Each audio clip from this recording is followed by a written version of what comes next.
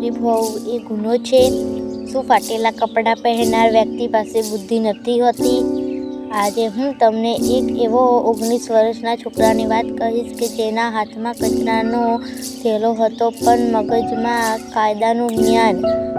શહેરના સૌથી મોટા ઉદ્યોગપતિના ઘરે કરોડપતિ ચોરી થઈ અને આખા સમાજે એ જ પળમાં આ ગરીબ છોકરાને ચોર કહી દીધો. પણ એમને જ ખબર નહોતી કે આ છોકરાનો કોર્ટમાં ખહેડામાં ઊભો રહીને એવું સત્ય બહાર લાવશે કે મોટા મોટા વકીલો બોલતી બંધ થઈ જશે.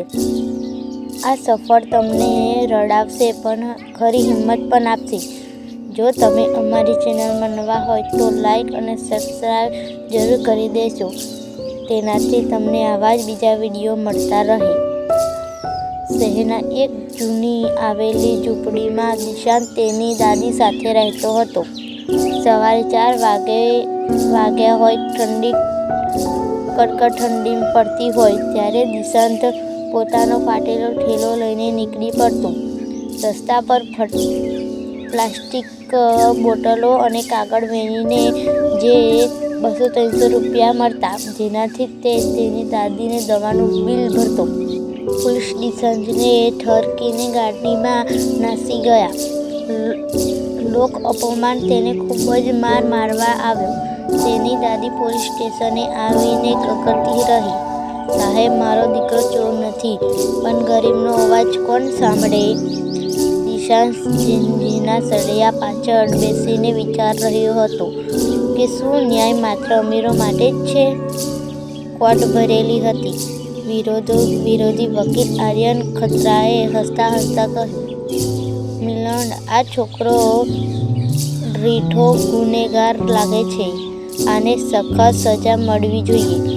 જજ સાહેબ, દિશાંતને પૂછ્યું, તમારો વકીલ ક્યાં છે? ત્યારે આખી કોર્ટ સ્તબ્ધ થઈ ગઈ. જ્યારે દિશાંતે કહ્યું, મિલન, ગરીબ પાસે વકીલ રાખવાના પૈસા નથી હોતા, પણ સત્ય બોલવાની હિંમત જરૂર હોય છે. મારો કેસ હું પોતે જ લડીશ. દિશાંતે મેનેજરને બોલાવ્યા. દિશાંત સાહેબ, તમને કહ્યું કે તમે મને રાત્રે 2 વાગે ચોરી કરતા જોયો. દિશાંત, પરંતુ મિલન, તે રાત્રે બંગલામાં શોર્ટ સર્કિટને કારણે પાવર હટ નહોતો.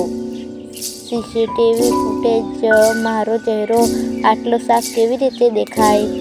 અને જો લાઈન ન હોત તો મેનેજર સાહેબ, મને અંધારામાં કેવી રીતે ઓળખાય?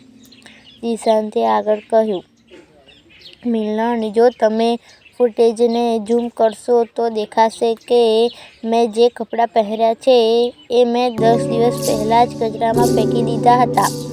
આ ફૂટેજ જૂનું છે અને નીચે સાથે છેડછાડ કરવામાં આવી હતી.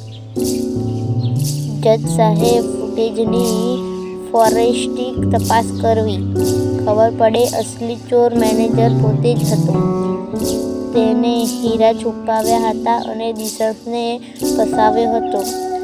જજે દિશાંતને નિર્દોષ સાબિત કર્યો અને તેને 20 લાખ રૂપિયા વખત આપવાનો હુકમ કર્યો. દિશાંત કોર્ટની બહાર આવ્યો ત્યારે એ જ લોકો જે તેને ચોર કહેતા હતા આજે તેને સલામ કરી રહ્યા હતા. દિશાંતે તે સાબિત કરી દીધું કે કચરો વીણતા હાથોમાં પણ કલમની તાકાત હોય છે. નિઃસંગ મિત્રો, આ વાર્તા આપણને શીખવે છે કે ગરીબ હોવું એ પાપ નથી, પણ અન્યાય સામે ચૂપ રહેવું એ પાપ છે. જો તમને આ વાર્તા ગમી હોય તો કોમેન્ટમાં સત્યનો વિજય જરૂરથી લખી દેજો.